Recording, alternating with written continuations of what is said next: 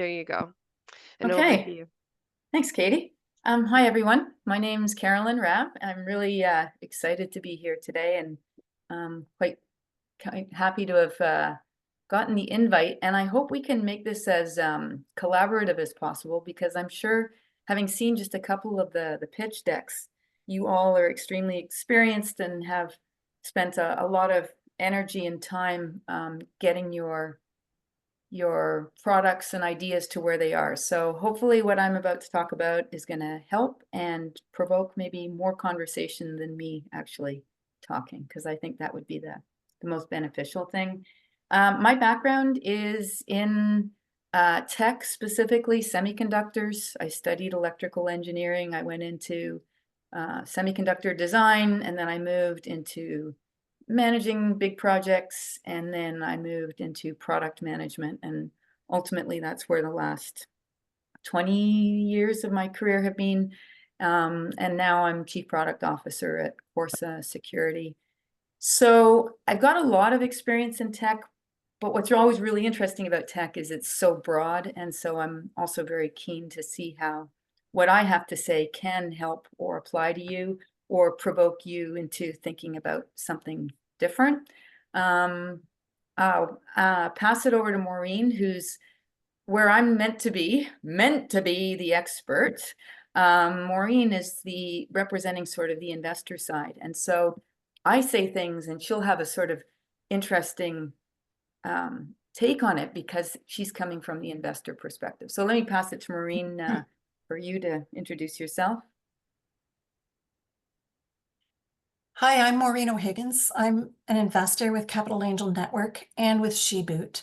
I do have a background in tech, but more from a business side. I worked in business development and marketing at Nortel and also consulting after that. But I've been heavily involved with Sheboot, certainly from a strategy perspective and on the selection committee. So I've seen a lot of different companies, and after following investments that I and my family have made, some have been successful, some have not. Sometimes we have a lot of interaction with the founders, and it's really interesting to hear them talk about what helps them succeed, what doesn't, and then our opinions about those things too. And product market fit is a really interesting and important component to product success for a startup. So I think today is going to be a really interesting session. All right, thanks, Maureen. Okay, let's get started. This is what I'm going to cover, but if there's something here that isn't touched on, we can get into it as well. So let's just getting into a bit about what is product market fit to start. And then within that, there's two areas that I always find are really important because they lead to great discovery and understanding in product market fit. And one is a meaningful gap, and so we'll get into that. And the other one is use cases. So that'll sort of be everything we do before however long your break is. That seems to be the flow here. Maybe it's 45 minutes or so. And then in the second half, we'll get into the roadmap and how to create one and communicate it, and the sort of pushback that I've received over time around roadmaps, and then whatever else we want to talk about. But I think the format of these workshops is, and it should be, as iterative and engaging as possible. So just talk. If I'm speaking and there's something you want to ask, please just interrupt me. I'm totally good with that. If I suddenly freeze, it's my internet, not me, for any reason. All right, is there anything here just right off the bat that anybody had? If you just put in the chat or speak up that you want to touch on in particular, I'll make sure that I incorporate that. All right, so let's get started. What is product market fit? Oh yeah, I did want to say one thing. Don't take my presentation of my slides as the good standard of how to present slides. I hope that Katie has prepared everybody for this part of it. I spent really very little time on making these nice looking slides, so I know that that is important for pitch decks. I'm fully aware, but you're not getting that today. So hopefully nobody minds that part. All right, what is product market fit?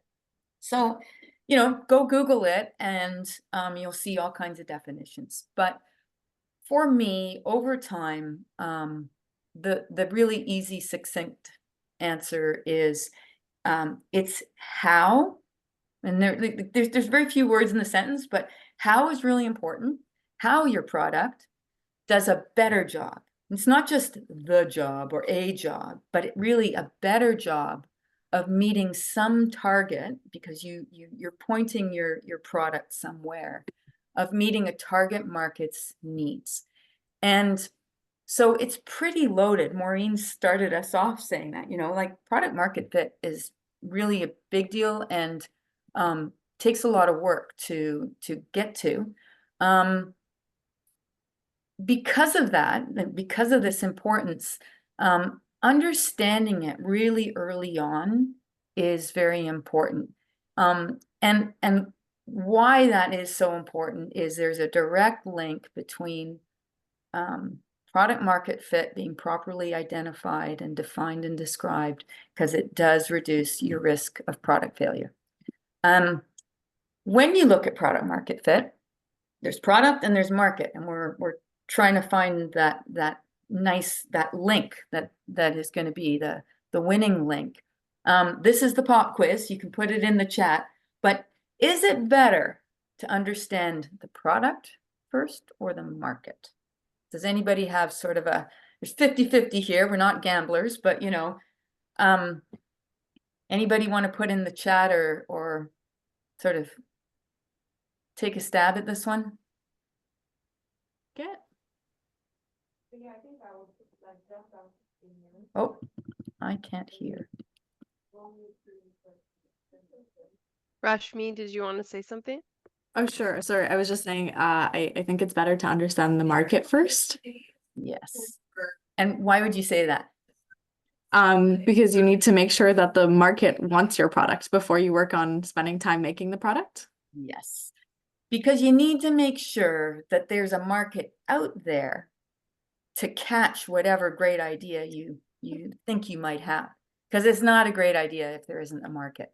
And so there have been billions of studies, and the probability of a product failure definitely becomes greater when the market is unfamiliar to a company.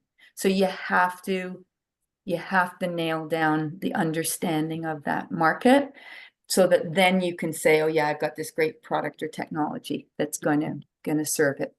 And so there have been those studies, and it is always hard when we think we have this, and especially in tech, right? You think you have this great new product or technology, but the studies, and I just cited one here, but 70% of product failures are because companies just don't get the market. So that was always hard for me, being an engineer by training, to sort of not say, oh, but this is such a cool thing. Why don't I, you know, of course, everybody's going to want it, but there's a real discipline to making sure that that market understanding is there. And then when you really have that, you know, what's said here, what your ability to nail down product market fit, I have to say one other thing that's really, really important in product market fit is that it's iterative. And Maureen and I were just chatting ahead of this. You know, you do need to nail it down. You have to, because you got to start somewhere, but you can't be complacent and go, okay, great, I've nailed it down and I'm good. And now for the next 5 years, I know exactly what's going on. You're going to collect customer feedback. Not all customers represent the broader market. That's really always very, I've been terribly misled down a garden path by, you know, listening to a couple very vocal customers who, in the end of the day, did not represent the broader market. They were specialized, and off we charged with some product concept that at the end of the day didn't work because it didn't address the broader market. So please be very, very aware that, yep, we're going to work on getting product market fit. You're going to create pitch decks that are all based on that understanding. But as you work forward through your product life cycles, you always need to check in that you're still on the right path. And maybe Maureen, you wanted to add something there. Well, I was going to add that, yeah, you getting to know your customers and a broad section of customers, like many customers, and understanding what really keeps them awake at night or what their big concerns are. And if your product doesn't meet one of their, say, their top 2 concerns, they'll keep telling you, you know, come back in a month, come back in a quarter, come back in a year. And it's a very good indicator that this product isn't meeting a high stress touch point for them. You need something, you need to fill a need that is critical for them and critical for them now. So it's good to get your MVP in place and then talk to lots of customers and you can sort of validate that. Okay. I think somebody's in the waiting room, Katie.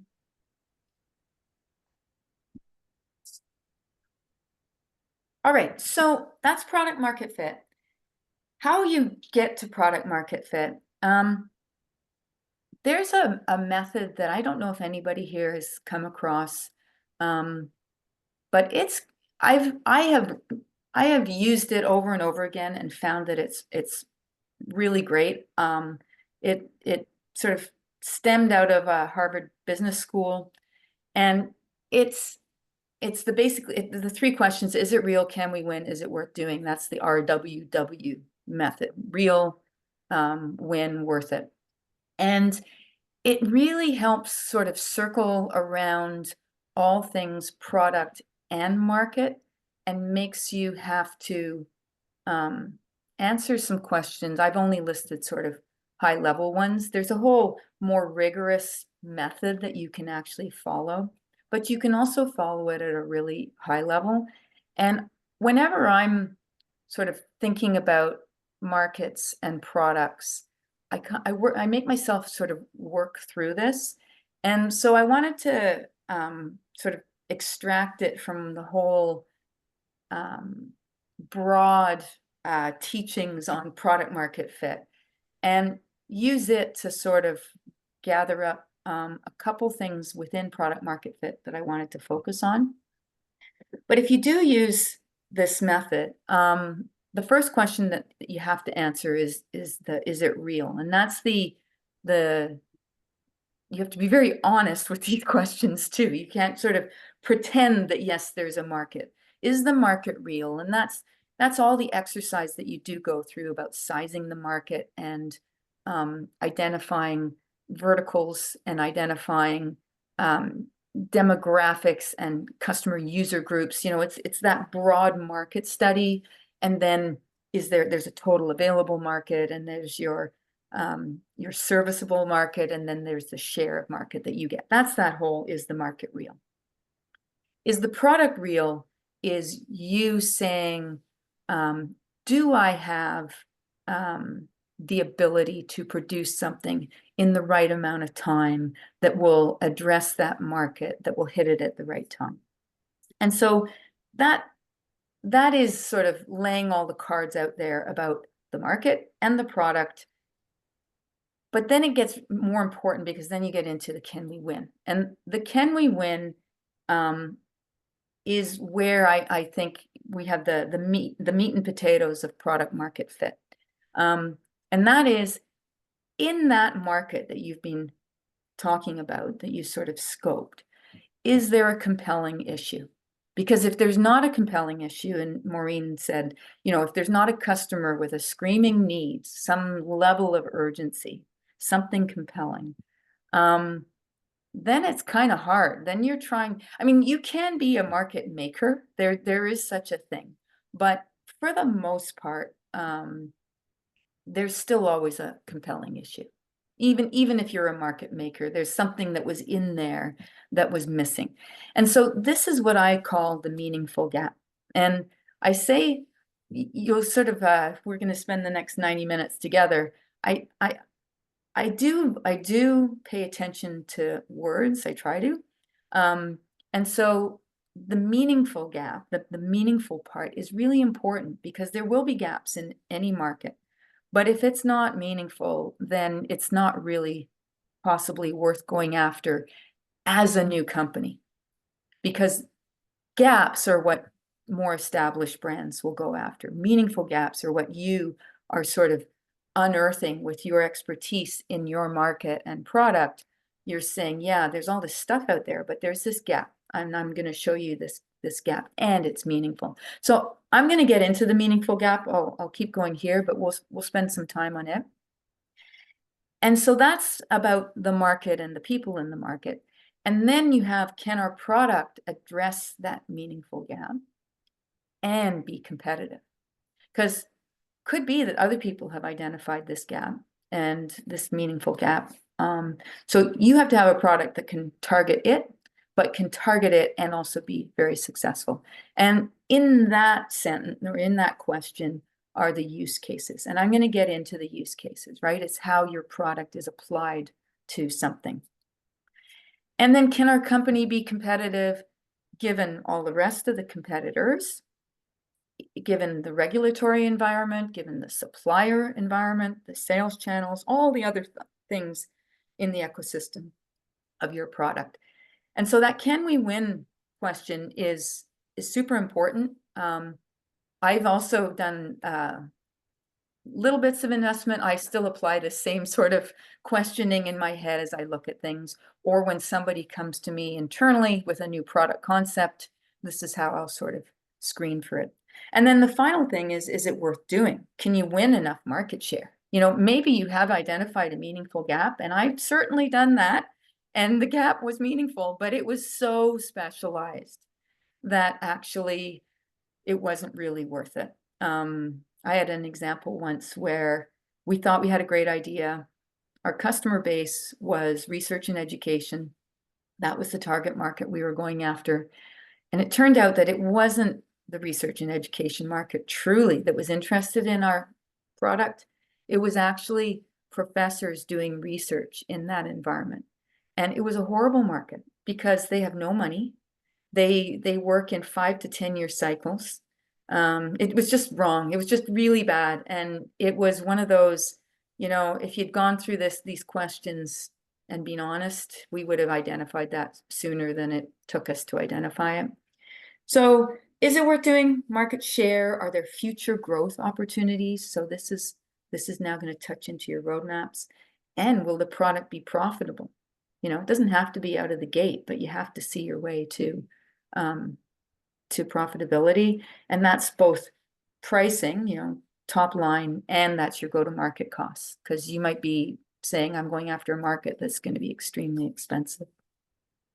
Any questions on this? Because the next thing I want to do is give an example and then get into the meaningful gap. Okay. So the meaningful gap.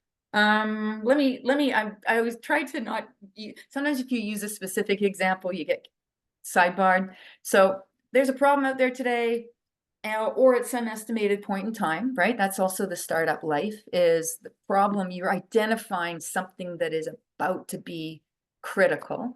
It has users using something, ho-hum, not great, but you know, they're forced into doing something that doesn't leave them really very well off or pleased. So it leaves them without any aha, you know, they're just not excited.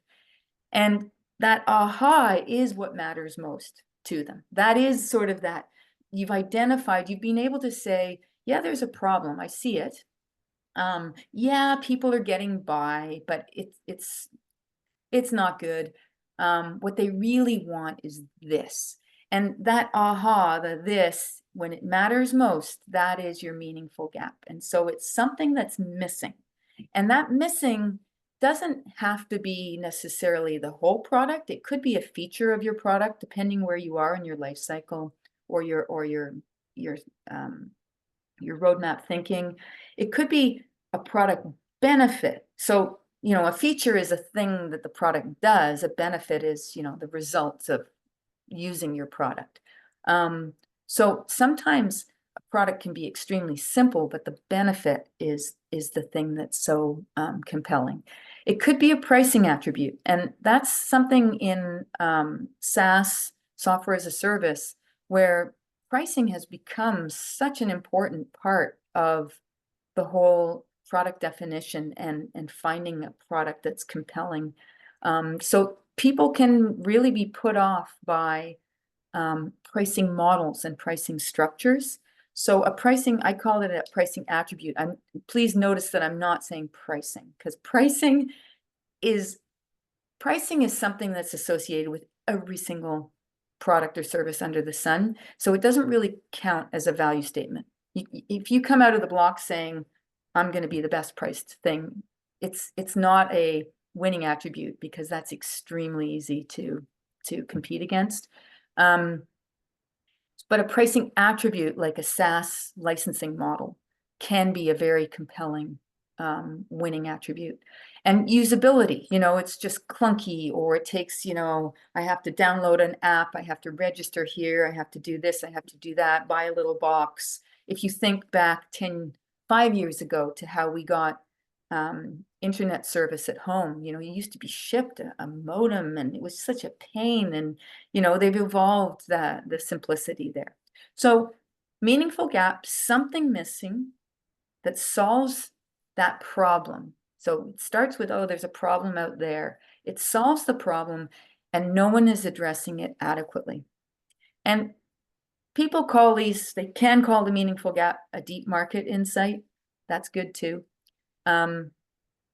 Whatever terminology you use, this is how you have to talk about your market. You have to take the big picture and bring it down to a meaningful gap. I think that is of all of the exercise of product market fit, and starting with market, understanding the market, you must present your deep market insight, your meaningful gap, with conviction, and you are the expert of that one. You link it to a certain market or a user grouping, depending on how you're defining your markets. And ultimately, this is what you are chasing. You are going after this meaningful gap that you have identified. It's not yet your competitive advantage, because we haven't talked about the product yet, but you've identified what's out there in the market that's missing, that matters at a certain point in time, and that it's crucial to the customer or market experience. And then ultimately, the meaningful gap is what you'll address with your product, and it is this key product area. This is what I'm trying to get across, is your key product area when you do review your product market fit, and then you'll need to show how you address it better than anyone else. And I see a hand up, so Tali? Yeah, hi. Thank you, Carolyn. Hi. So this is interesting. I guess, how do you turn this like very niche sort of, let's say you figured out your meaningful gap, and it's just like sort of in this little crevice of a market that you understand, and it's there, and people feel it, and they're suffering the pain, but like it's so specific, it's like impossible to explain it to someone who doesn't feel it, who's not in that market, who doesn't live with this problem day to day. You know what I mean? Like it's almost like you have to crawl underground and discover it, and it's like this little thing sort of hiding in there, and you found it, but then because it's so hidden almost, it's hard to explain it to like someone who's never touched that world. So how do you sort of sell that to like an investor who does not get it and never will, probably? So I think that because the meaningful gap, it's not your product. We're not talking about the product. We're talking about the customer's problem and lack of anything addressing the problem, right? That I think that even if I was so now I'm going to use some example that sort of, I know nothing about brain surgery, let's say. And let's say the product is, or the idea is around giving surgeons the ability to get in behind some orb or whatever the heck, lobe, and being able to do surgery faster, with more precision, blah, blah, blah. I'm able to describe that in very simple terms without having to get into, the fact that they have to go through whatever pathways to get to do whatever it is they need to do. I think that is the challenge for you to describe it in very basic terms. So I think that's just an exercise of de-jargonizing, simplifying it, not to the point of ridiculous, because you don't want to downplay it if it's a very sophisticated issue, but there's a way of doing that, and it's simply just write it all out in specific scientific or technical speak, and then start to think you're talking to a 3-year-old, not in terms of tone, but in terms of just language that is or a grade schooler, let's not be so silly. That you're talking in very basic language. But basic language doesn't downplay the sophistication of the product, because what you're going to highlight is that nobody else, has been able to address this thing that is missing deep down in the covers. I think in your case, though, what probably will be more of a challenge, because you'll be able to get to that, to describing it. I think what'll be more of a challenge is that it sounds like this market could also be very small if it's so detailed and obscure and off in a corner. But it's a big problem. It's an expensive problem. So okay, so that you don't need a big market. No. Okay, so yeah, so I think I can't say more than that, except that But that's helpful. Well, it's a word exercise. So my semiconductor background too, I could never talk to people about the details of what's happening in a transistor. First of all, they don't really care. And also, though, it's not relevant. You need to move up so many layers. Got it. Okay. Can I add something too? Yeah, yes, please, Marie. It might be helpful to quantify the gap in terms of the financial benefit. I mean, at this point, you don't want to go into all your finances, but you can describe the gap in terms of its financial impact. So if it's a small market, that is a concern, and it'll be a concern for investors. But if it's a small but very valuable market, that's a little different. Okay, thank you. And let's come back to it after when we do a bit more. So I'm sorry, Tali, the example I'm giving is Acme oats. I went easy. Nobody has a hard time understanding what oats is, but I thought it might be interesting to just go through how I think of things. So the problem out there, I'm so rushed in the morning that I don't have time to have a warm cereal. And so the ho-hum is I eat a bowl of cold cereal. And so if you think of your products in those ways, it's not like that people don't have cereal, but it's me, the customer, is saying, I'm forced into a place where I just don't want to be. And so it leaves me dissatisfied and I'm hungry by 10 a.m. Okay, that's the no aha. It's the, here we go again. I'm really not getting what I want. So dissatisfied and hungry by 10 a.m. is the meaningful gap. It's not, I don't have a warm cereal. And it's not that I hate cold cereals. The meaningful gap is dissatisfied and hungry by 10 a.m. And that's the challenge, I think, in terms of identifying things is you have to really understand your customer to really kind of go, oh, this is what matters. Because if I was so rushed in the morning, period, then I could probably just eat a granola bar. But the subtlety is I don't have time for my warm cereal. That's what I really like. And so dissatisfied and hungry by 10 a.m. is missing. It's missing for breakfast eaters, and it's a current issue. So I've put, I've identified what's missing. I have identified for whom it's missing and the time frame in which it's missing. It's right now. There's a current need out in the market. It's compelling. It's tangible. And so your product is going to address this. A warm cereal prepared in minutes that fills you up. So I hope I tried to use something that we would not debate the product about or anything, but to give you an idea of how the meaningful gap, and we could debate it. You could say, well, no, I don't think that the customers, I don't think these people have that problem. I think it's that they need to wake up 10 minutes earlier, and I sell alarm clocks. You know, that you could sort of get into that sort of debate.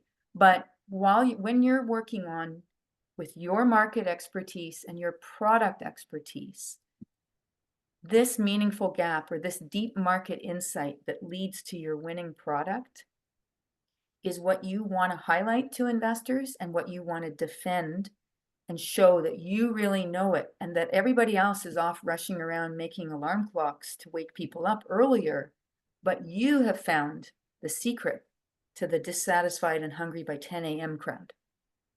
And it is a warm cereal prepared in minutes that fills you up.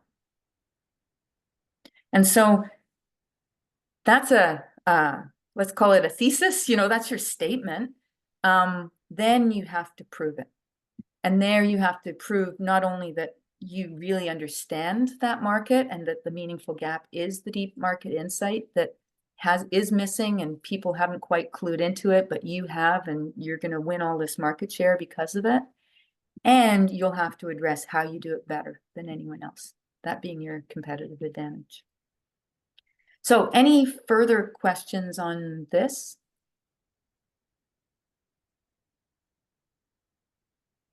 Any comment, Maureen, from your side, or anything you want to add?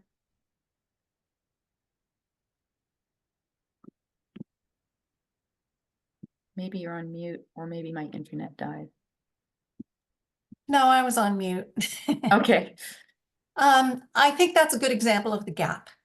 It's something where there are solutions, but they're not really satisfactory, and people are actually unsatisfied enough that they'll really consider another option. Mm-hmm. Can't be just something that the founder thinks is cool and good. And that does happen a lot with tech startups. There's a huge tendency to develop something cool, think you have a market, go looking for funding, and the market isn't real because the gap isn't real. Anyway, yeah. Yep. Okay, so I thought then, you've all done your pitch decks, and I saw a couple, and there's problem statements. I thought it would be worth either maybe just take 5 minutes and look at what you've done in your pitch deck, and think about that deep market insight. Have you pulled that out? Because there are different things, as we talked about, that could be the deep market insight. But maybe by looking at this in a different way and thinking about it more as a meaningful gap, maybe you are having an aha moment that says, oh, actually, I think I can tune my message. I can tune what I'm saying to really show that I understand this market. This is the aha thing. This is if I go back here, you know, it's the leaving me dissatisfied and hungry that is the meaningful gap. You know, it's easier to identify problems, I have to say. Saying a problem is always very easy. It's what's in that problem statement is really the issue. So I think it's worth it. Just spend maybe 5 minutes if that's a way you want to do it. Katie, Maureen, maybe in other workshops, there's a different way.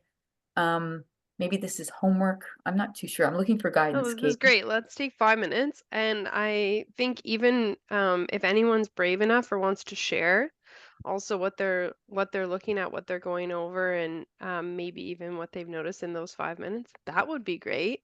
We want it to be interactive. I know we're always Mhm. asking you to chime in. We are going to look at a couple decks later on, but yeah, take the 5 minutes and look over your deck and work to apply what Carolyn is saying here, because I am seeing these questions come up or these flags come up in our pitch practices. Okay. All right, yeah, I'll put 5 minutes on the clock. While you're doing this, I'll also put this slide up, because I think maybe that'll give a bit of guidance. Will And we go through a few responses after? yeah, that's what I would really like Yeah. to do that. Okay. So yeah, take a shot at this. This should not be like clean slate for you because you've been working on this. Try and come up with your meaningful gap statement. And then in 5 minutes, which is now 4.5 minutes, we'll take some volunteers to just see what you've got. Okay? I'll go on mute.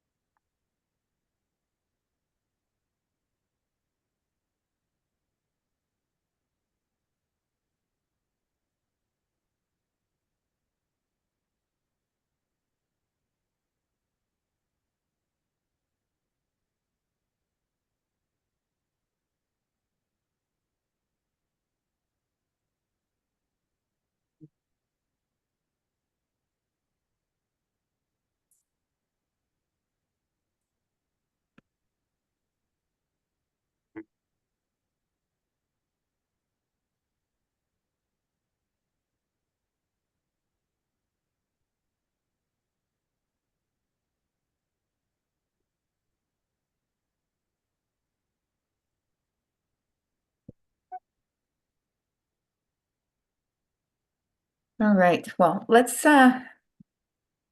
see what we got. Is anybody finished and ready and would like to either share their screen or talk through what they've come up with?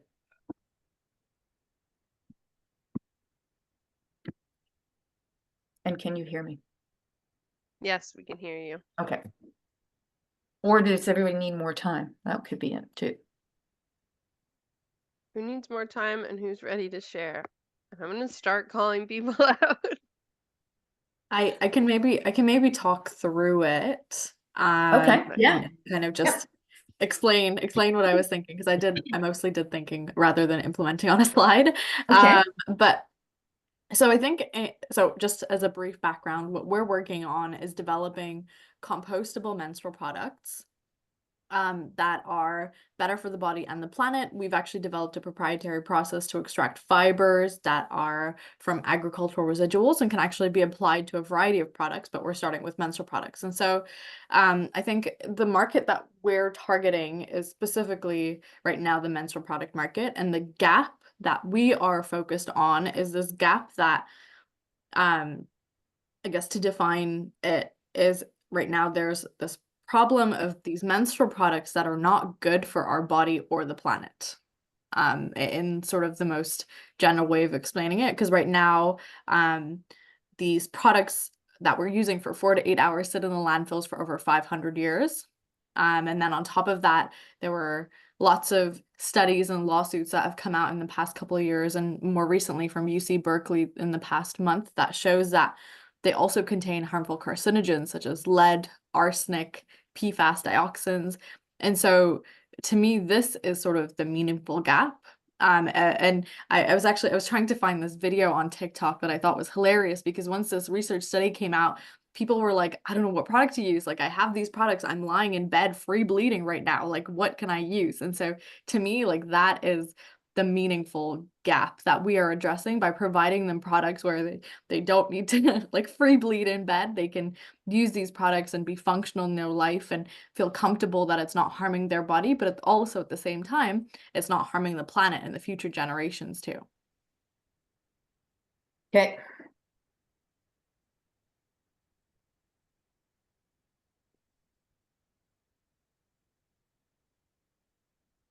If you had to say you're going after, so you say you're gonna, if the no aha is, it leaves me dissatisfied and I'm hungry, yours is it either leaves me scared or free bleeding and filling landfills. Yeah, exactly. So leaves me frustrated that about using unsafe products for our body and harming the planet. Yeah. Okay, great. So that then becomes unsafe and reduce harm on planet. That becomes the gap. Mhm. That's how then when you go after your target market, so if I'm a certain demographic, do I care about the planet? You know, that's when you start to have to now take that meaningful gap and map it to a market. And is it suddenly now, you know, urban professionals or whatever the term would be, you know, that you go after? That's what you would have to start to defend. Yeah, Is absolutely. because you want to get it into your for breakfast eaters becomes your for who's that market, and then is that you know, a here and now problem? Sounds like yes. But that's what that you would take it to, and then you will need to weave that into the rest of everything you do, because that becomes the importance of the meaningful gap. Never mind the competitive advantage. Okay, thank you. Anybody else want to give this a go?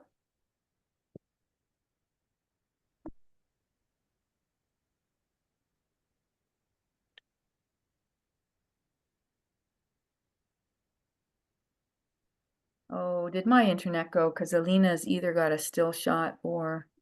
No, you're still on, I Carolyn. think it's Okay. Alina. Oh, there, saw Alina blink. Okay. Anybody else want to give a crack at this? Tally. Hi. Hi. Okay. Yes. Yes. Now we get to hear it. Okay. Oh, my crazy problem. Yeah. Okay. So the problem first of all, I love this example with the oats. I think it really drives the point home. So thank you for that. So the problem out there, and so I'm going to use your format. The problem out there is I'm a litigation lawyer. I have 1,000 documents. I don't know what any of them mean or say. I need to understand what happened in my case to prove my argument. So I need to essentially turn all of those crazy documents into a story. So my ho-hum is to manually go through every single document and add the details about that document to an Excel worksheet or a Microsoft Word chart so that everything is in chronological order and sort of following the same format so I can see what happened.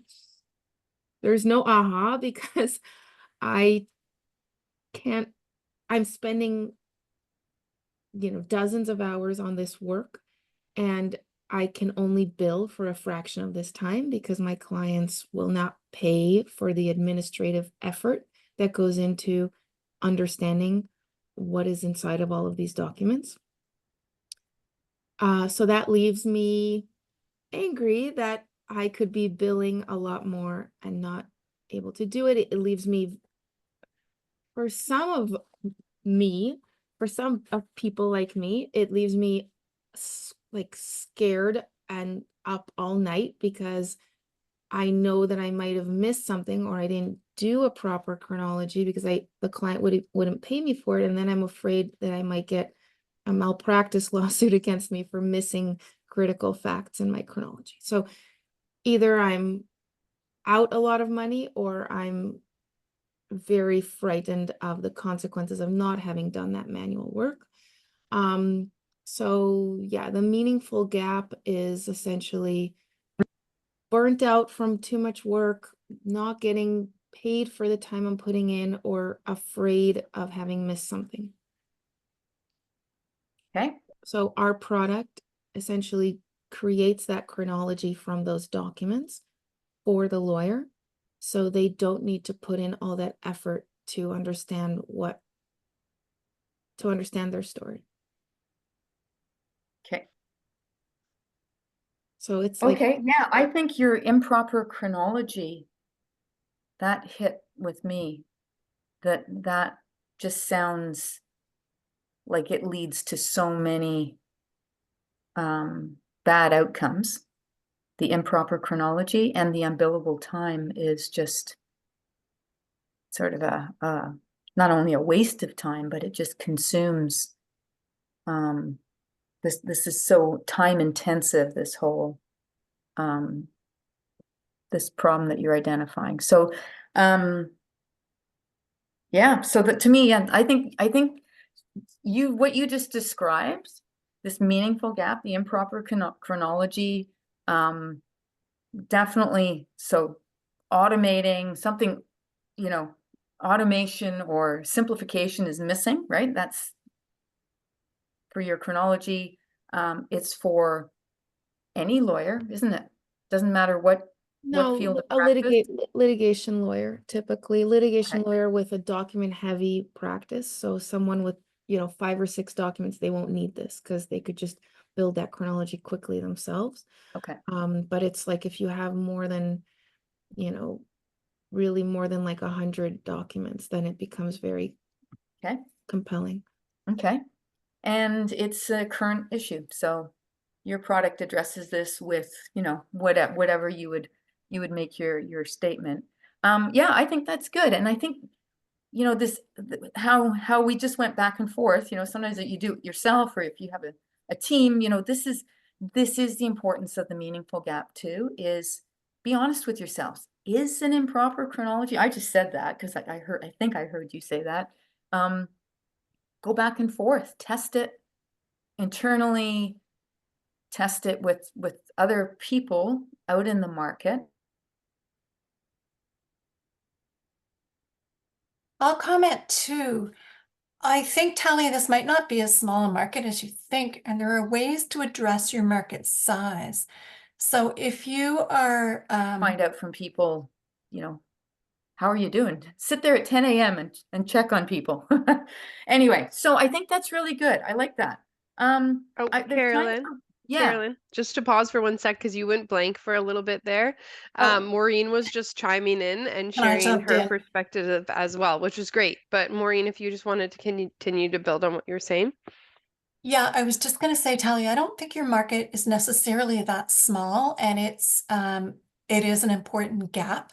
And your market size, I mean, you thought it was pretty small, but you can adjust the size by looking nationally and internationally, and there may be actually a lot of use cases for this There, tool. there would be, you're right. It actually could be massive because a lot of professionals need this. A lot of Mhm. professionals suffer, like accountants and insurance, Oh, yeah. adjusters and lenders all need to see the story behind a lot of documents. But I don't want to go nuts and tell my No, you investors. want to start with a target, Yeah, but you don't want to tell your investors that it's microscopic. Don't tell them it's too niche. You want to look at a market that is a reasonable size, and you want to talk about scalability. So you would start with an addressable market that you can work with and get a lot of information from, but present your vision of scaling. yeah. Okay, thank you. Yep. Yeah, that's great, Maureen. And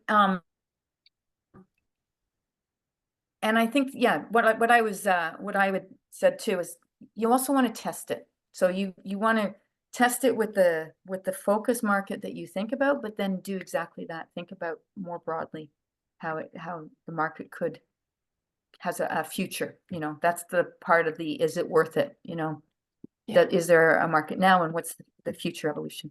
Okay, let's move on.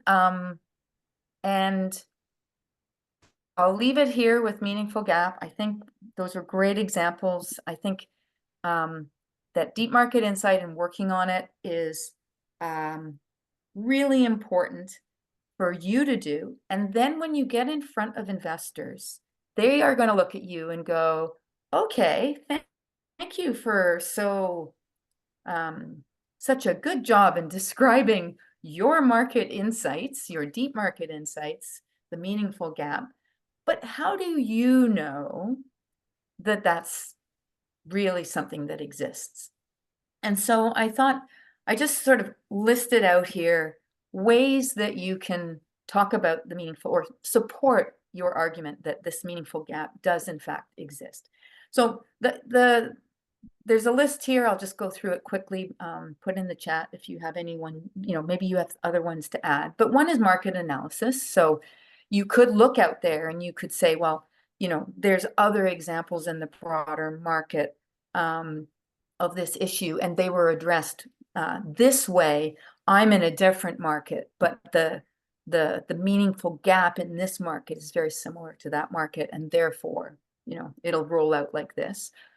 You can also use competitors' lack of traction as an example that the meaningful gap exists. And so that's where, go back to the cereal example, where, there's all these companies trying to sell things, but they're losing share to granola bars, whatever, because they're not addressing the warm cereal people.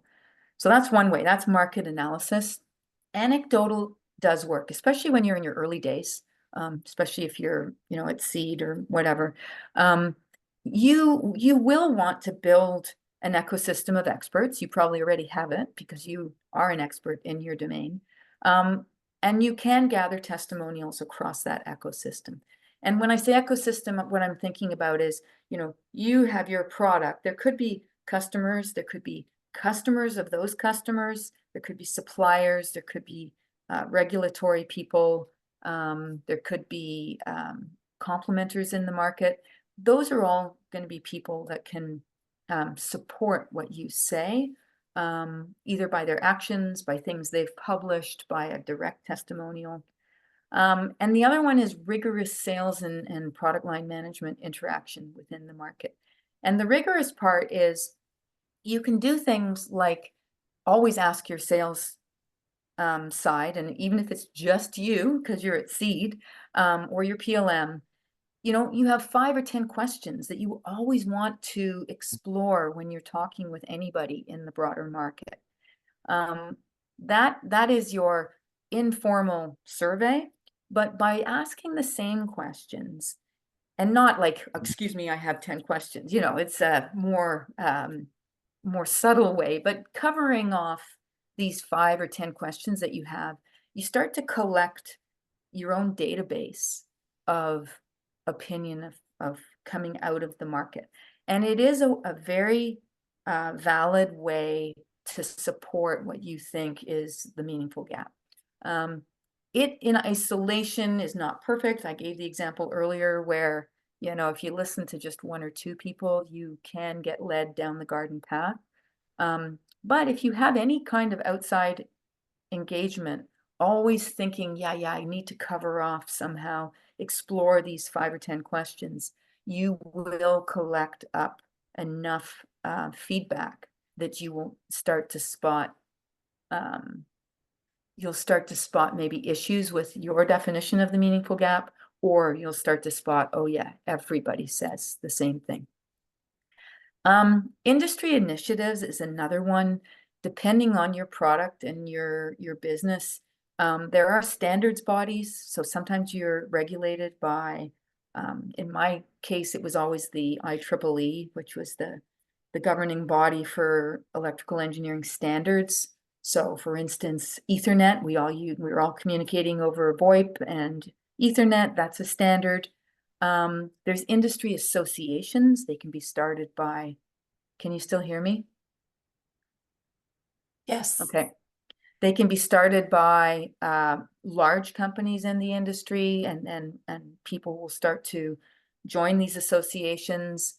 Regulatory movement, so governmental level, that can also be very supporting of your meaningful gap statements. And the media, like I hate this whole AI thing, but whatever, it's everywhere. There will be things that are just so talked about and discussed that you will be able to actually find really good interviews with experts in other fields pointing to what you're saying. In just that media part, that's cherry picking, but so is market analysis sometimes too. Of course, you're looking for information that supports your meaningful gap. Hopefully, though, you get enough from all of these categories. Another one is partnerships. So if you can collaborate within your industry, that holds a lot of water, especially when it's with large or influential entities. So sometimes your collaborations are just ad hoc, and sometimes they're contractual, where you really will have tech partnerships or tech alliances inked.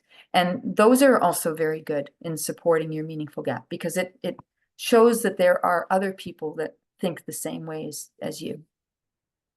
The biggie, tangible market traction, pilots and proof of concepts, depending what you do, depending on who they're with, are really good.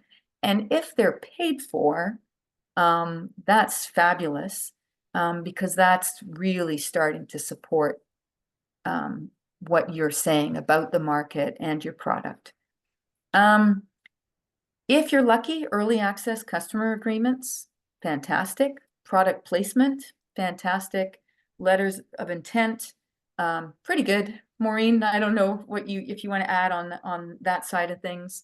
I actually think the anything paid is a real strong validation, even if you're early, and you're working with pilots. Paid pilots are much more validating than unpaid pilots. But even unpaid pilots, I mean, people are willing then to take the time to try your product. Also, the anecdotal and customer contact is really important, but you need as Carolyn keeps saying, you need to talk to a lot of customers and get a broad cross section of your market, or views from a broad cross section of your market. Yeah.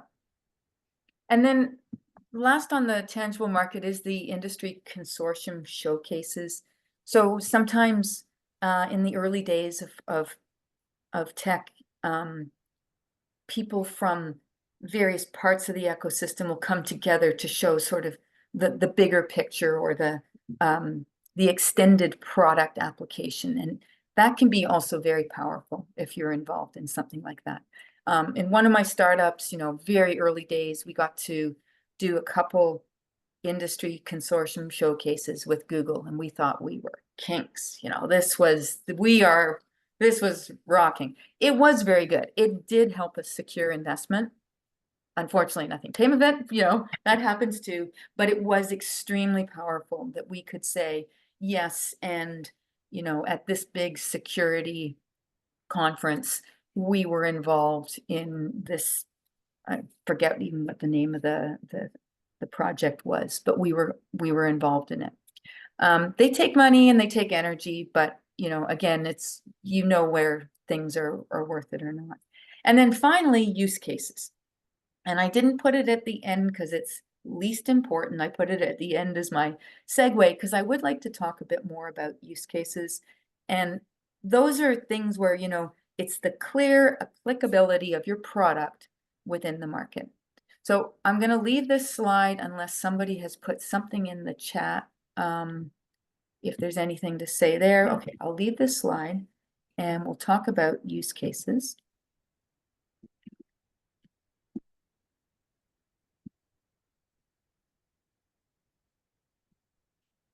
So, a use case. I just always like to throw out a little definition.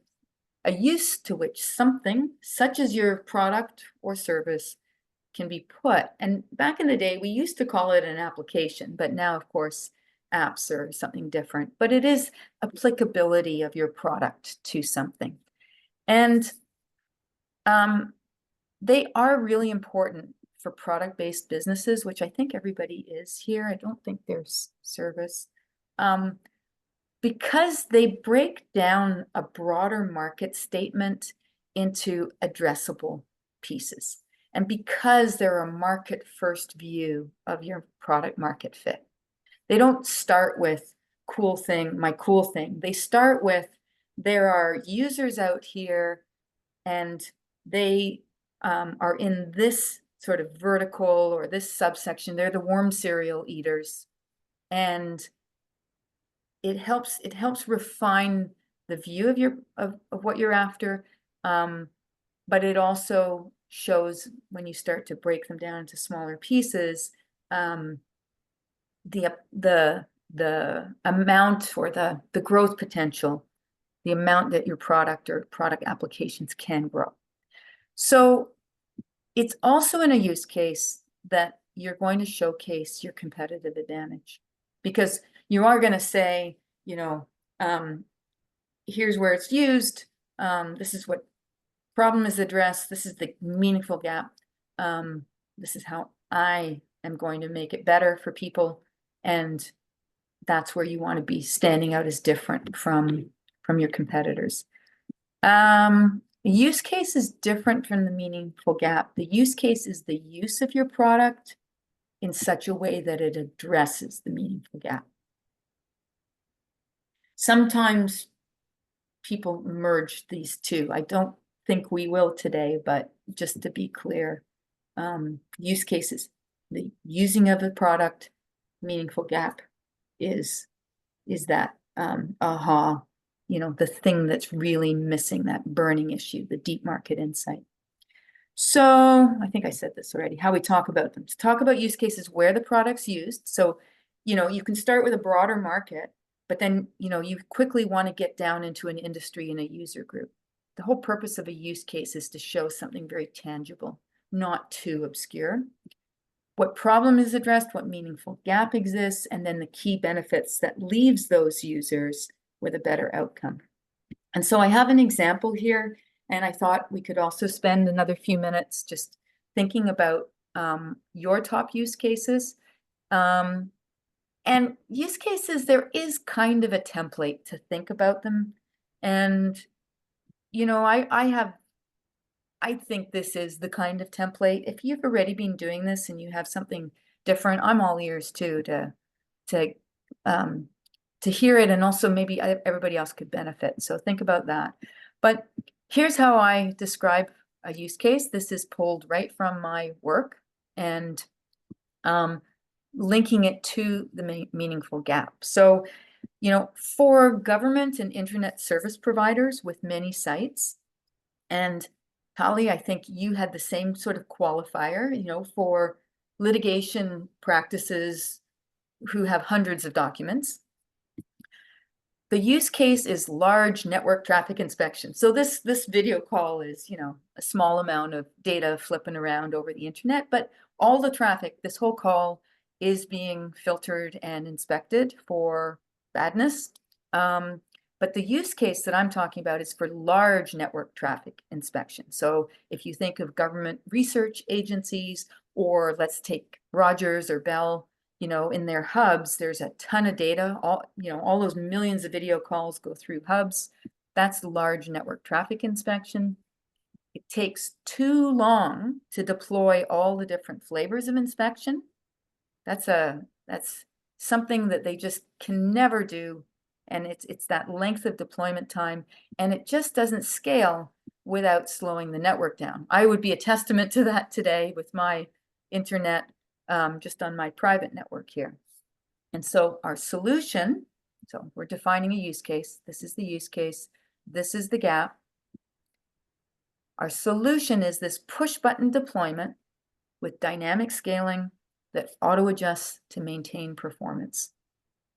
So our solution, I haven't said that it's software or it's hardware, or I haven't really said anything about it. I've said that the solution is addressing this meaningful gap, and that the benefits are for business, operational, and security. And I'm not going to read through them, but that there are benefits, and they sort of hit across the organization because the user group is the government and internet service providers.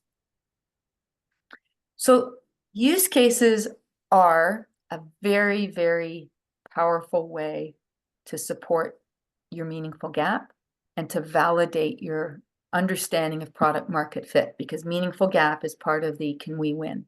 Yeah, we can win because we understand, we have the deep market insight, and it is this, and this is the use case, you know, where this matters. And then, of course, an investor would say, I'm going to let Maureen talk in a second, but an investor would go, oh, can you tell me some of the customers that are fit this use case?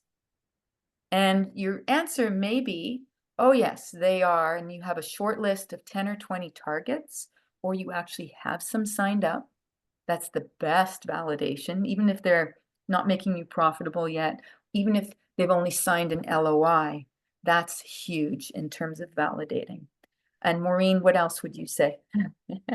I would say exactly that. You want to indicate that customers or validate that customers have indicated that they would use this and that they would pay for it. It's valuable enough to them that they would pay for it. So a use case binds it all together. It is a proof point amid the product, how you reinforce that you understand product market fit, specifically the market, specifically the meaningful gap. And it's a very powerful way of, again, not getting lost in the tech. Like I get lost in the tech all the time because I love the tech and I love products. This forces me up and out of the tech.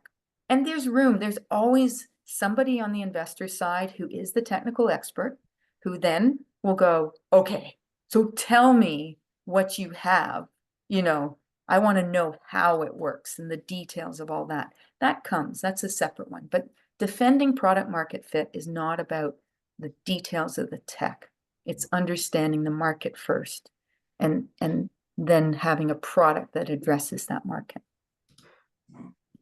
Okay, it's break time. Any questions on use cases? All right, Okay. take the 5-minute break. If you feel like quickly scoping out your use case, or you've already done it and you want to present it again, I'm all ears. I'm here now. I can always do it also afterwards. But hopefully this gives a bit of a template for exploring use cases and defending the meaningful gap in the context of a user group that's actually using it and a reason why they would want to use it. Compelling, important, what matters to me, the customer reason. All right. So Katie, break? Yep. I'm timing 5 minutes and we'll all come back. Okay. Thank you.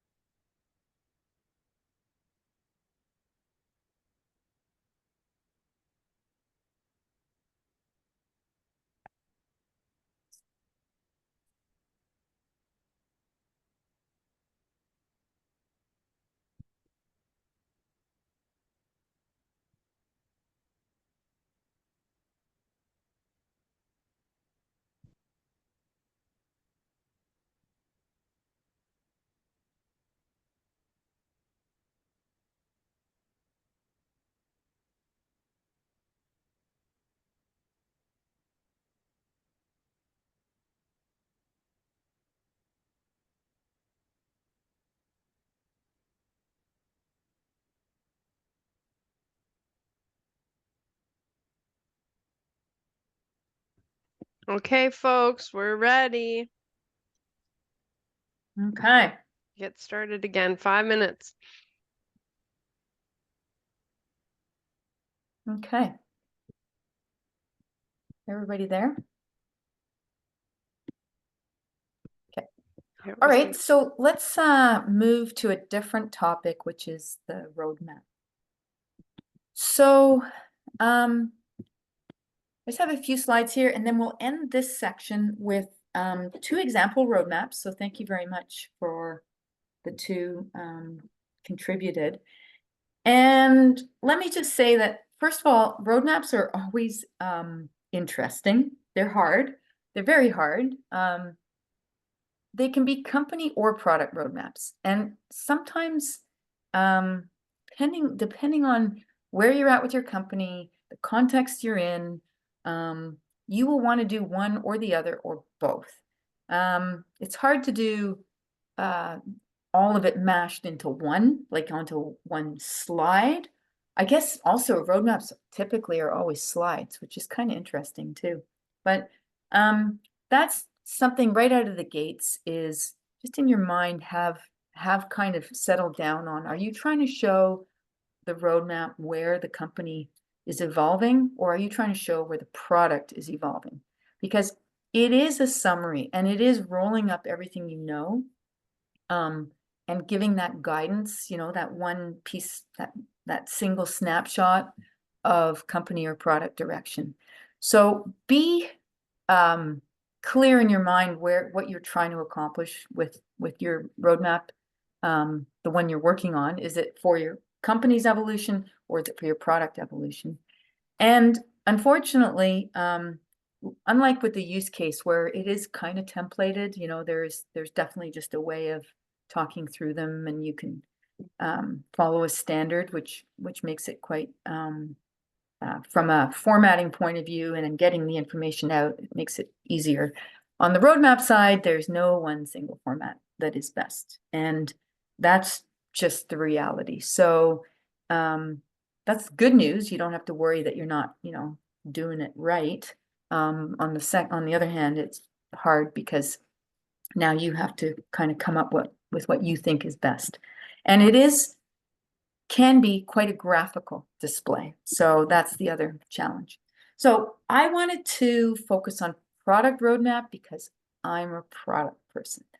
If you read any of this, company roadmaps will be very similar, but instead of showing product evolution, it's going to show company evolution. But for now, this slide, what I'm about to talk about, is about product and product roadmap, showing the product evolution. Everything on your roadmap, everything can be picked at and pointed at and needs to stem from your product market fit, because otherwise, why is it there? Obviously, as you move out in time, for instance, you wouldn't have you wouldn't have a proof of concept to support your statement, but your industry expertise and your insights that are built on today are what's predicting the trend of tomorrow. So you do need to be able to very quickly always bring back any element on that roadmap to your product market fit. And it's a really important and very powerful thing to be able to do, because it shows you have those deep market insights. And on a roadmap, when you show the product evolution, there's a whole bunch of things that you can show that evolution map to. You can show it, the obvious one, and I'd say the standard is that there is always an element of time on the roadmap. So, you are moving across time, but you could also move across markets. So then people will say, well, are you doing this all at the same time? And you're back to time. But showing time, yes, but also showing product evolution across markets is a way to show it evolve. You can show product evolution as a function of your features. So perhaps you start with a very simple product, and then you're adding features, and that's unlocking revenue streams, or it's unlocking new markets. But that is also a way to show your product evolution And again, because it's about product market fit, it is about showing sort of the market growth, which will ultimately fuel revenue, because that is really why do you have a product roadmap? Because you want to show that you are going to grow, your company is going to grow, and product evolution is going to be the revenue engine. So you can also overlay over market trends. So for instance, product A, B, and then suddenly something is happening. Maybe it's because it's an industry association is going to be standardizing something at some point in time, and that will trigger a broader market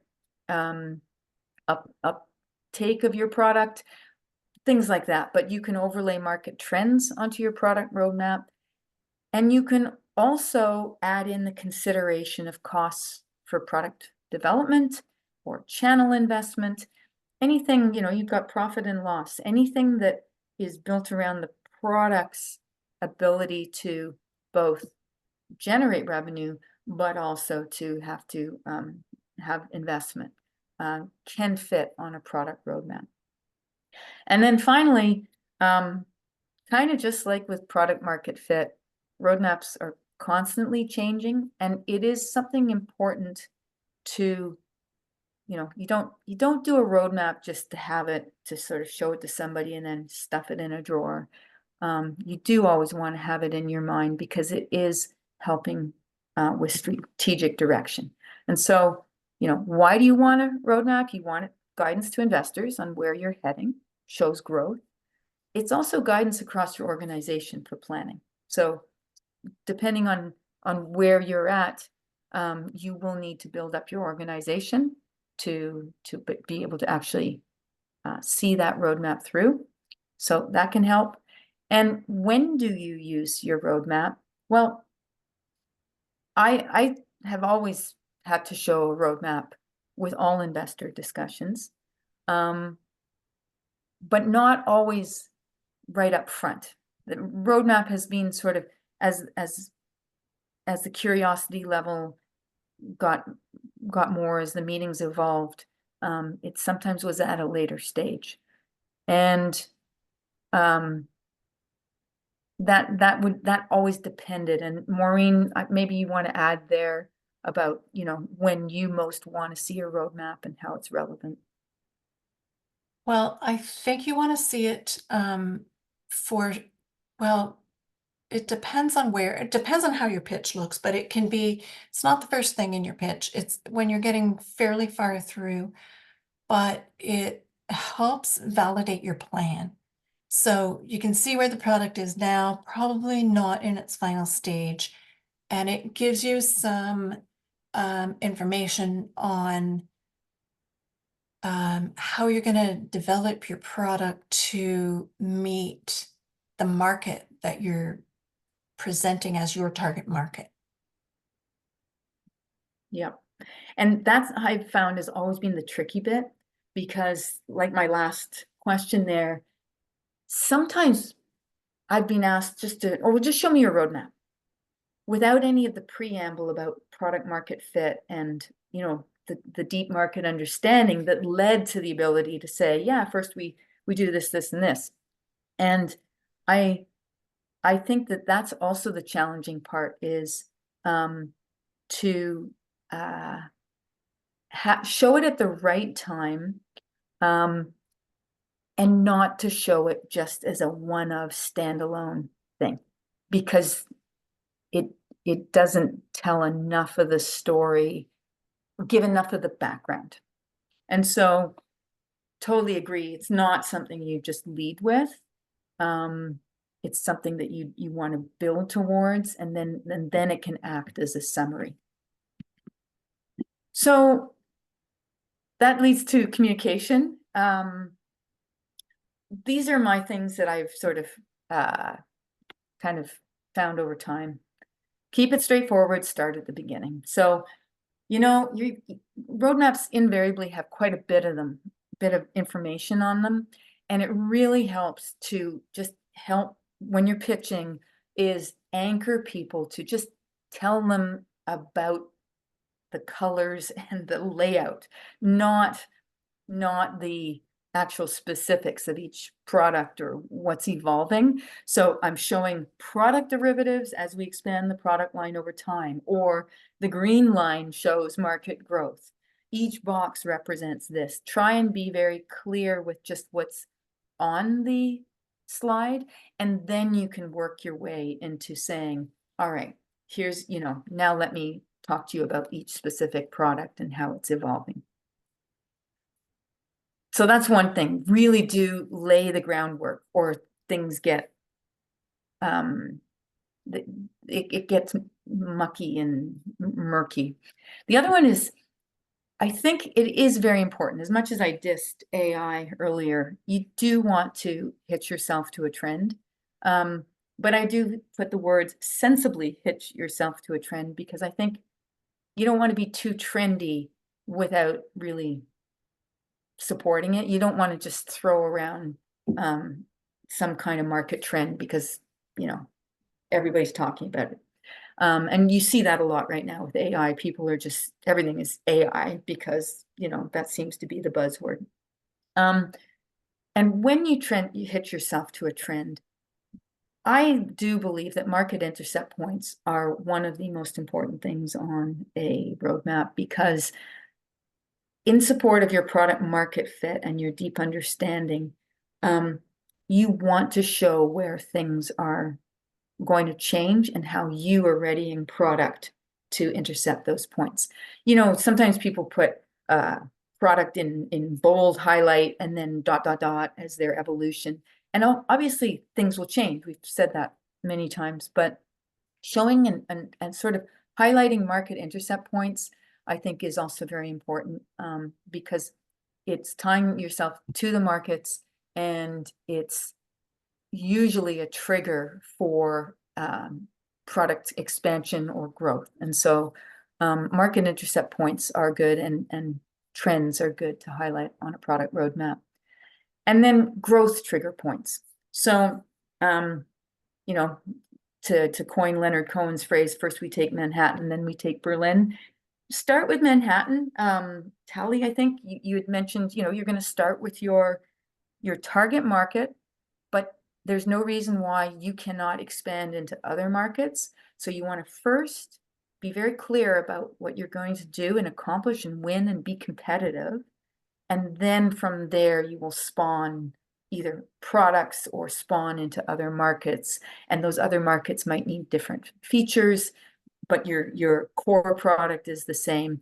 I think that's also very important to show on a product roadmap, is those growth trigger points. And then finally, just avoid jargon. There's enough information on these roadmaps that if you can keep it quite clear and in using plain language, that's also very useful.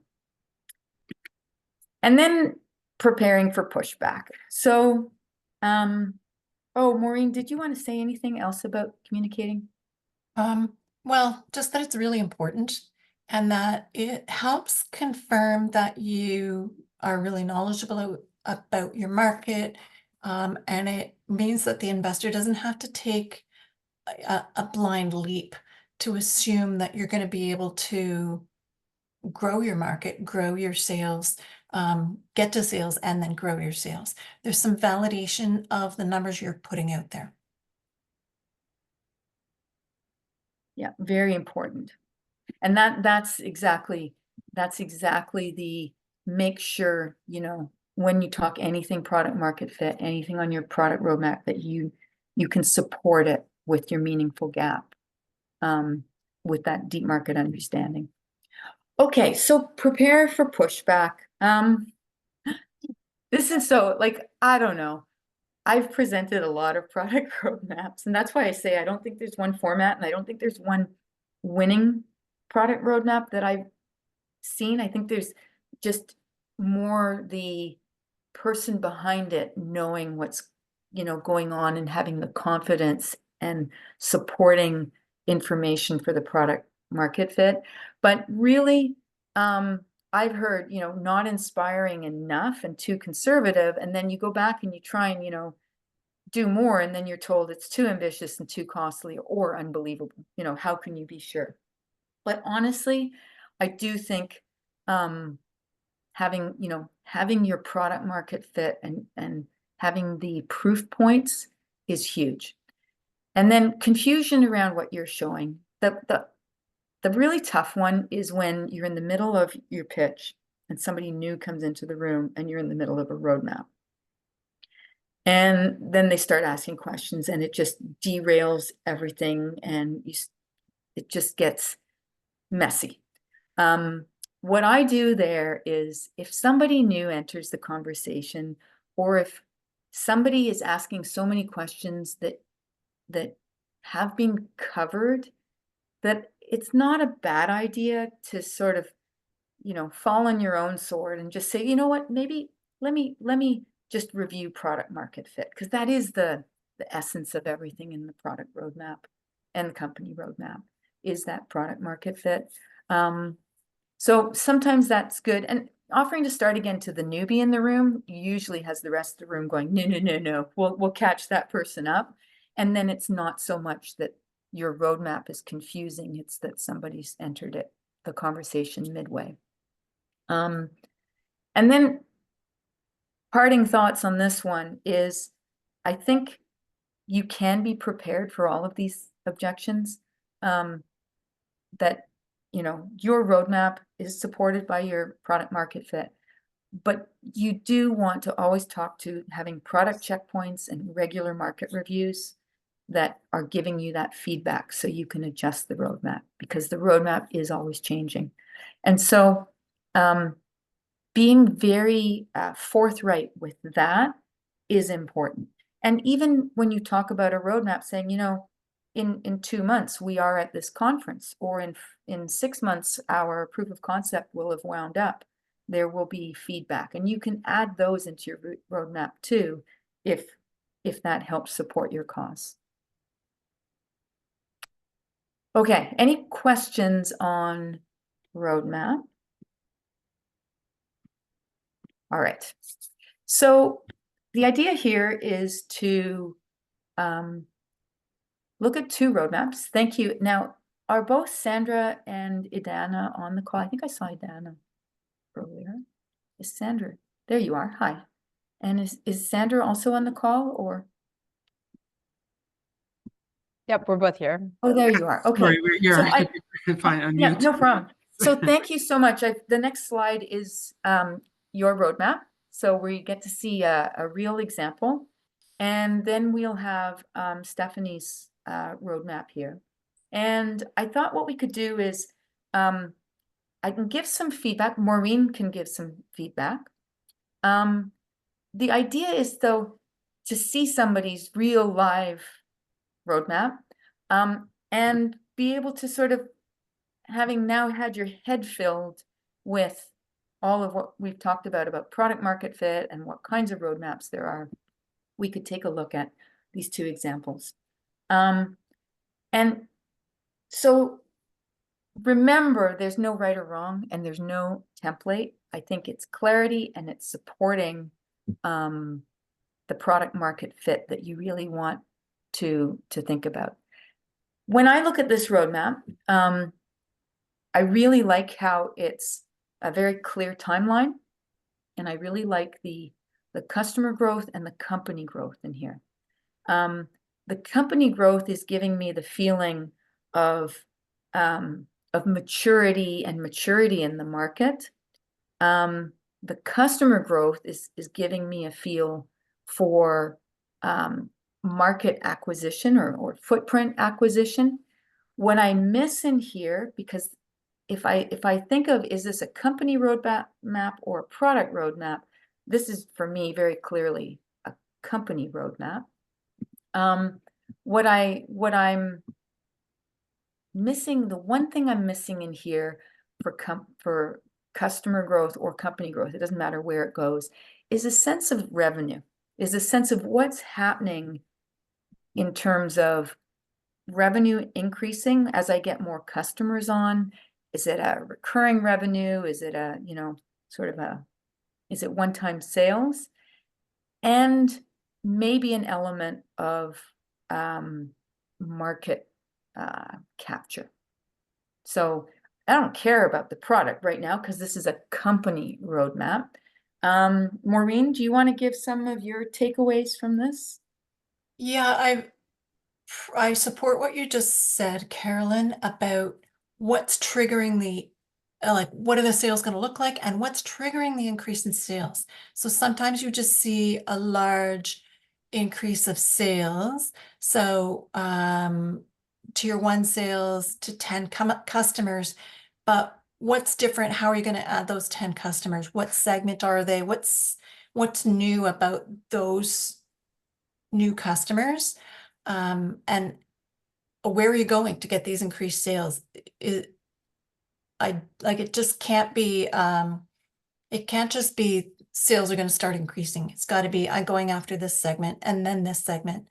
And then, or, these hospitals, these markets, what's changing or what's triggering the growth in sales? Where are you getting that? So And go ahead. yeah, I like the customer growth, but I would like a little bit more validation about where it's coming from. Mm-hmm. Need some markets and revenue statements. And I guess I didn't mention this, but one of the other things that's slides are hard, right? Because slides just get sent to people.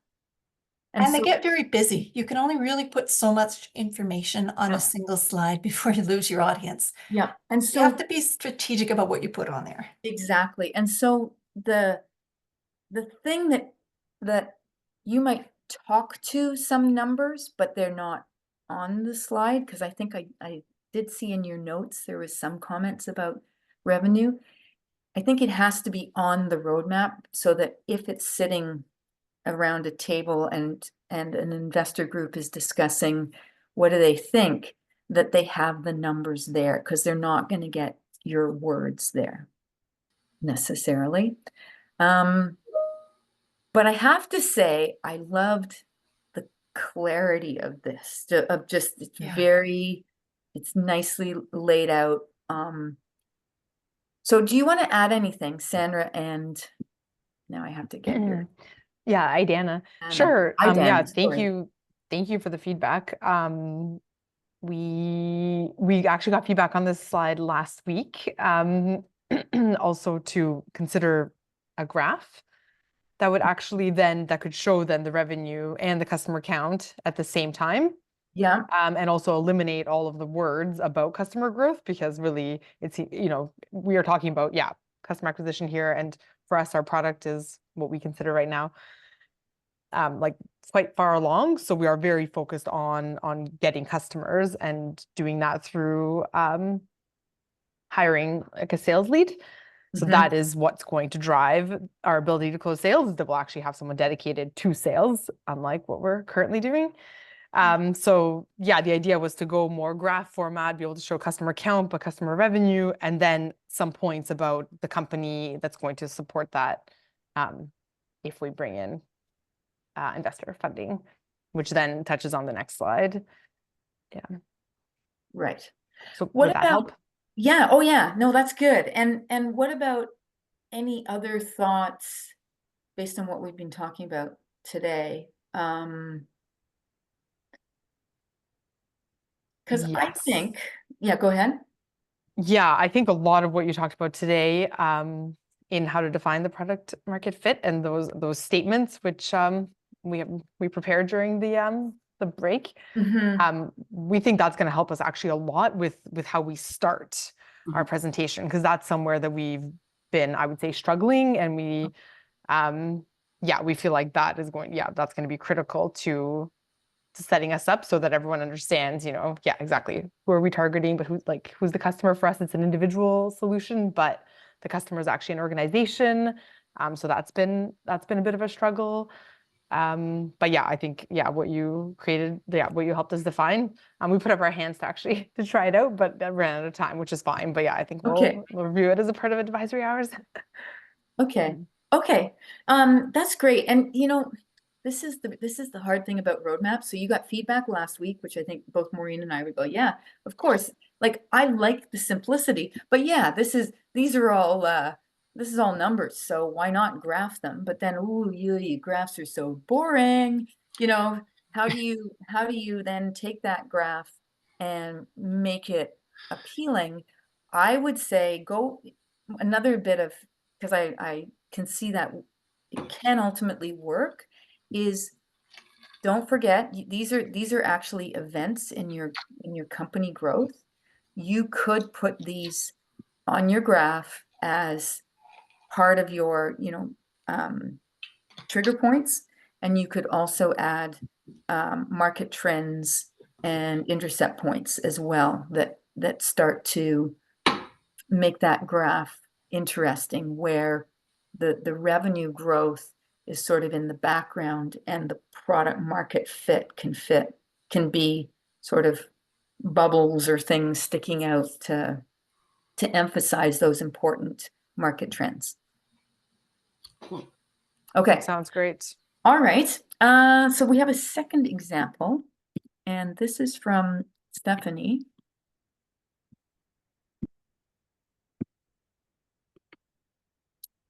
And this too, so oh, the formatting kind of went weird. Stephanie's looked better than this, so sorry about that, Stephanie.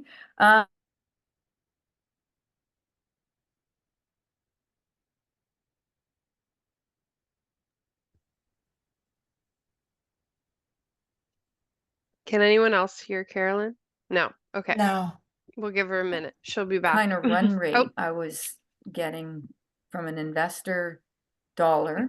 Carolyn, we couldn't hear you for except for when you apologized for messing with Stephanie's layout. I was talking about I kept talking about that. No. Okay. Okay. Yeah, got cut off there. So if you could start again, that'd be great. Sure. Okay. So yeah, sorry about the layout. And then I talked about the what I really liked is seeing that what the investor dollars and what the run rate would look like and what those investor dollars would get me. In terms of sort of major milestone, sort of a description. So Carolyn's cutting out again. Is that You're cutting out, Carolyn.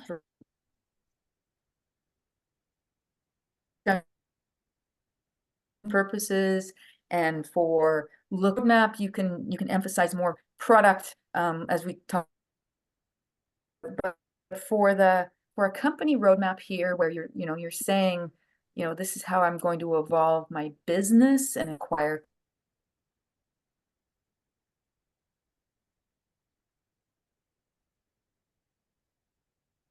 I think we just lost Carolyn. Yeah. I'm back. Can you hear me? Oh, you're back. Okay. We can hear you now, but we can't see your slides anymore.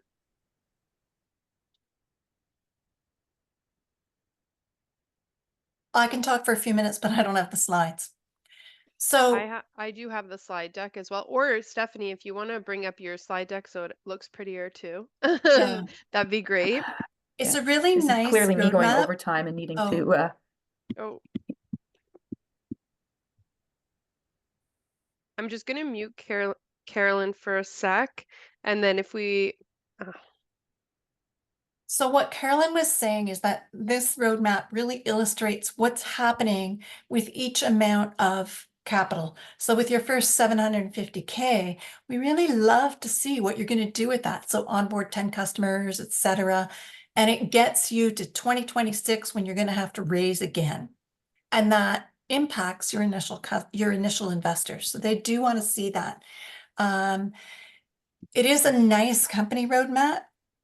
A product roadmap would look a little different. It would be much more product focused. You can use the same template, the same format, and really talk about iterations to your product. So maybe, product version 1 is going to happen at pre-seed, you start there. Maybe in 2025, you have version 2 where you add these features or a pivot. You're not going to see that now unless it's immediate. Once you pivot, you pivot. But probably it'll be features or developing the product a little further in your various years.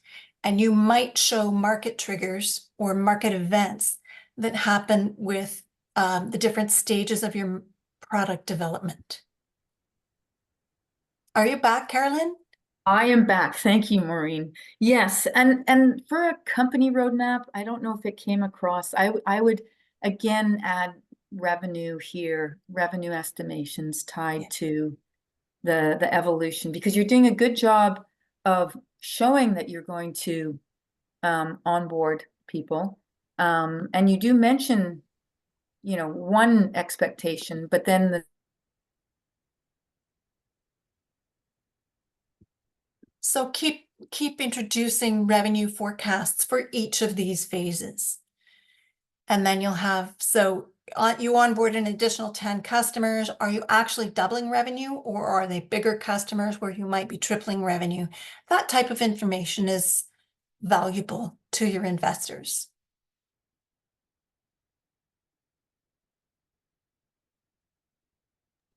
Thank you, Maureen. That's really great feedback. I wasn't thing sure if I that should people add always more. look for in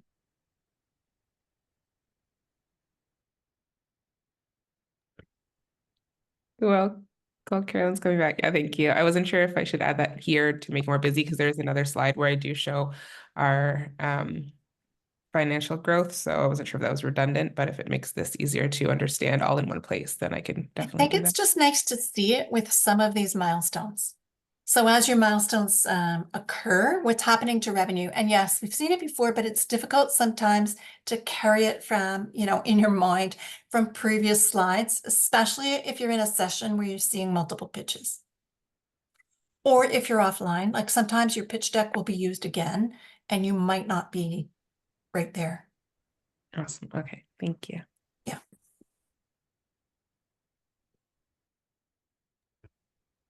Oh, we've got a comment in the chat from Rashmi. So it says, one piece of feedback I've been given in the past is to put some brief notes about what the next few rounds will be used for to achieve the milestones. How important do you think that is in a roadmap? Maureen, I don't know if you want to speak to that. Sorry, I was just looking at the comments. You said, how important is it to have the milestones in the roadmap? I guess so one thing that we've been told in the past with our product roadmap is, you know, we've got these milestones that we're going to accomplish for each of these years, and then we've got sort of where we're going to be doing the rounds. Yeah. But then with the rounds and the size of the rounds, I've had some comments about how we should include some brief notes about what we're going to be using the round for to accomplish the next couple of milestones. And I felt like that was perhaps maybe too much detail for a product for the roadmap slide, but I don't know if it is. You do want to see that. And it's actually, I think I like it in a roadmap. If you can provide the information fairly clean enough that you can see it in a presentation, that is very nice to see. Yeah. Okay, amazing. Yeah, I think the focus, like what you're like, the focus of that round is important. And you know, sometimes it's product focus, sort of. So, you know, engineering is going to suck up a lot of the round, and other times it's all about your channel. So it's channel development, or you know, sometimes, you know, in the medical field, I imagine, I don't know, but you know, doing your product, what's the right word? You know, where you have to get your product approved for use. To me, that would be a huge hurdle, and probably your costliest in both time and money. I don't know, but you know, something like that. So then that would be the focus of the round. I'm sorry about my internet. It's just mega flaky. But I'm back. Okay, so thank you both for Stephanie, and also for, is it I Live or I Live? I Live. I live. Okay, thank you very much for offering up your roadmaps. No right or wrong answer, but you know, it's knowing your product market fit that really helps. That's basically all I had for today. So over to you, Katie, for anything else or questions for me, whatever. Yeah, I think I wanted to start just by asking, because I know it was also flagged, like Idana, you had said, that you were struggling because the end user is different from you're doing B2B, but at the end of the day, your end user is the customer. And I've heard a lot of feedback from the different pitch practices I've been a part of. And Maureen, I don't know if you notice this consistently, and this seems to be a trend throughout the years with Sheboot, is that there is a difficulty speaking to either whether or not the end user differs from your target market, or whether or not you have two different targets that are almost competing at the same time at this early stage. So you might be doing direct to consumer sales, and but your real target market is B2B, and that can be consistently difficult for investors on the other end when they're listening to your pitch and they're really trying to figure out, okay, wait, is this a B2B play or is this a B2C play? Or they're not realizing that until much later in your pitch, and then it's coming out, and then we're seeing the roadmap's not reflecting that. So I think some of those themes were touched on during this session today, but it's something important to think about, and applying what Carolyn has spoken to and really laid out at the beginning of the presentation, then carried the way through when we do the analysis of the roadmap. I don't know, Maureen, if you want to also I speak to would that. say, sure. I would say you want to make it clear whether you are looking at a B2B or B2C market, but either way, you need to understand the value for the C, the consumer. So maybe write down, if it's that type of product, maybe write down to doing the consumer's business case. So this is how this product affects your consumers, like bottom line. If it's an intermediary B2B to B, but if it's a B2B to C, how it impacts your consumer's life, how the consumer is going to value that product.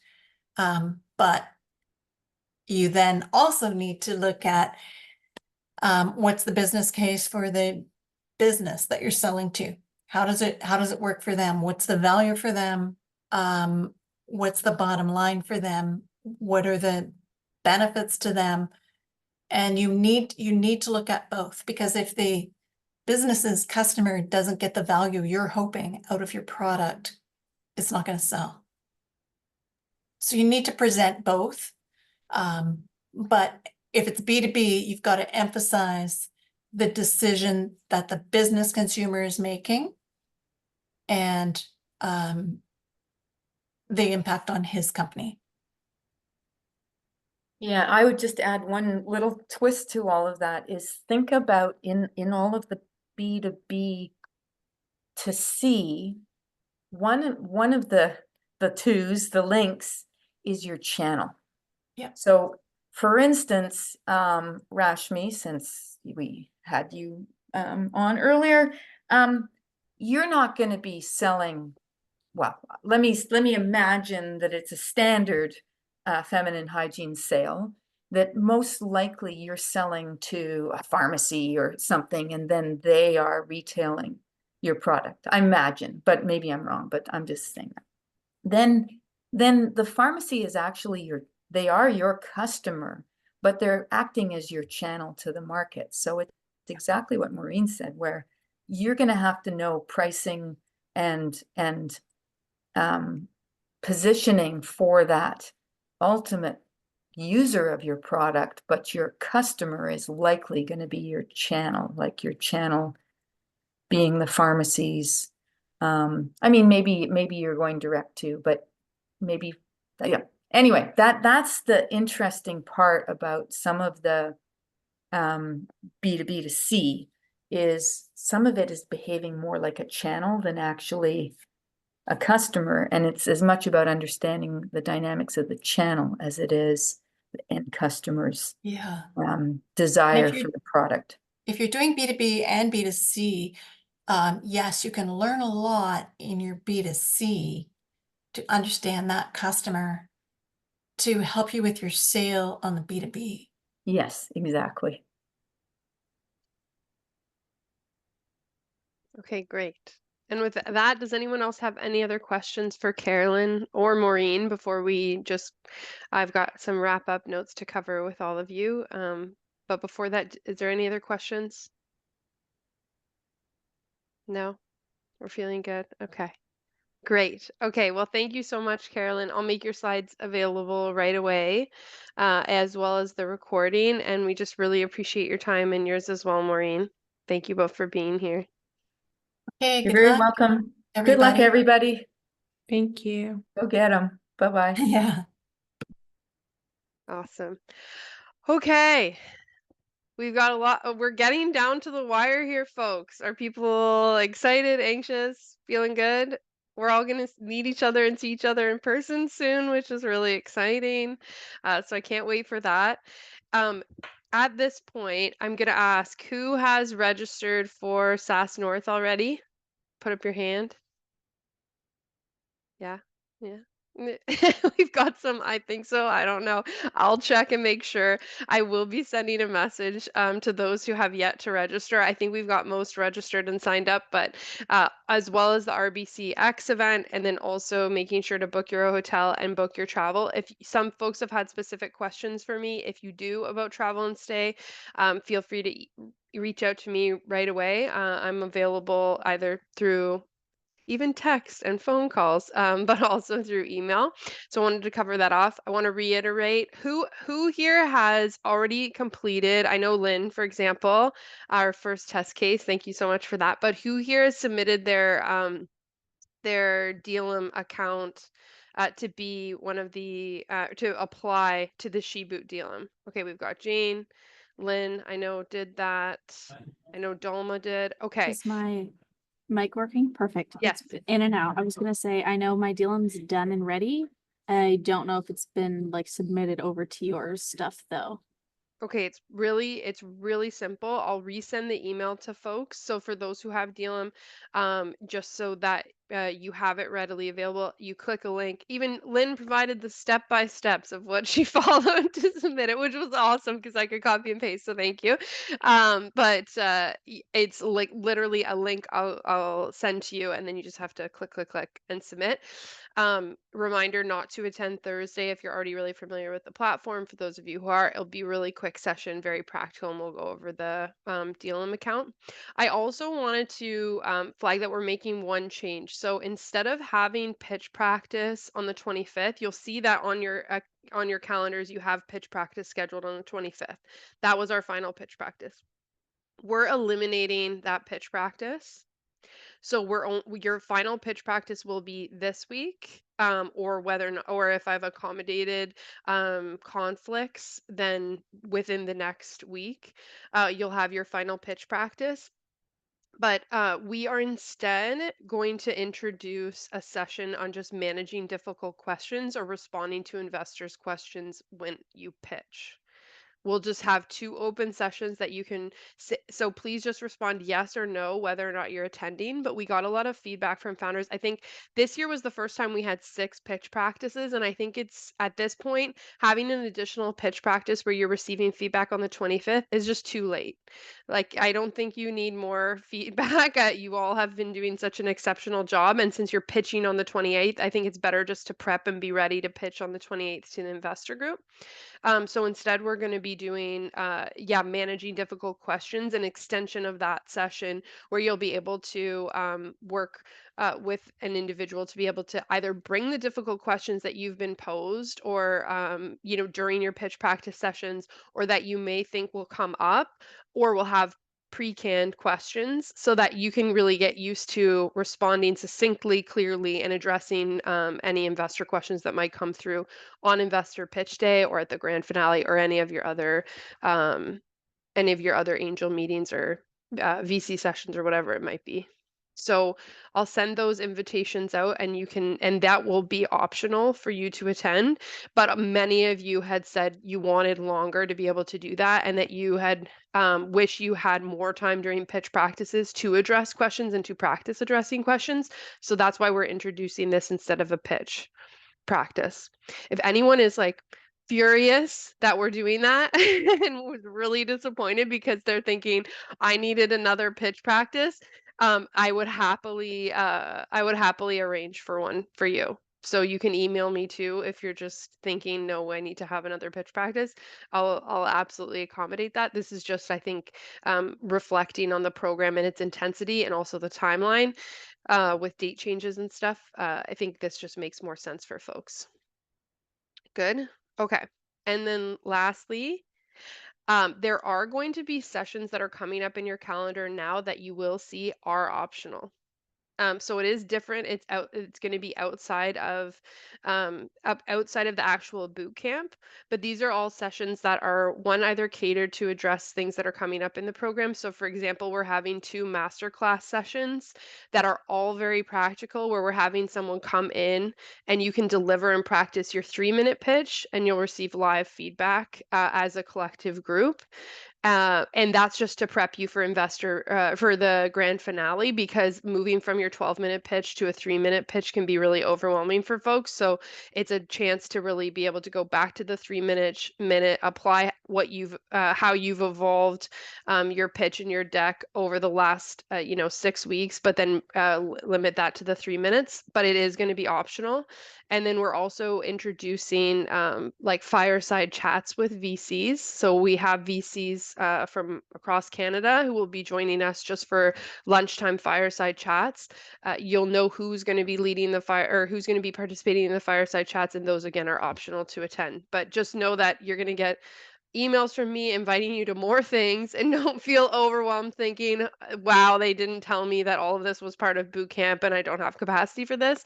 These are all just in response to what you said you've wanted, and or just work sessions that we introduce year over year that founders appreciate. So does that sound good?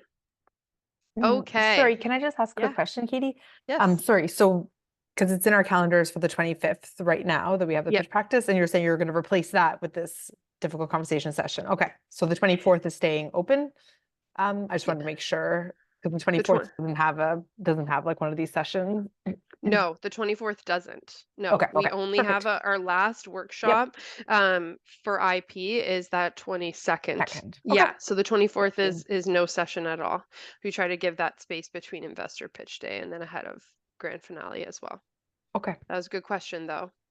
Thank Yes, and the reason I wanted to bring it up with you now is because I'm going to be removing it from your calendar right now when I log off. So I just didn't want you to be confused as to why I was removing the pitch practice and replacing it with other sessions.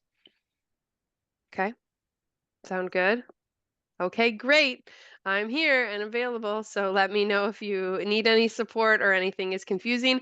I'm going to be I will copy and paste this link. If you could give some feedback. This session is always evolving, so your feedback on today's session would be really appreciated. So if you could take the quick 2 minutes, 5 minutes, I'd really be grateful. Thank you all very much. We're almost there. It's very exciting. Okay, chat with you all soon. Bye.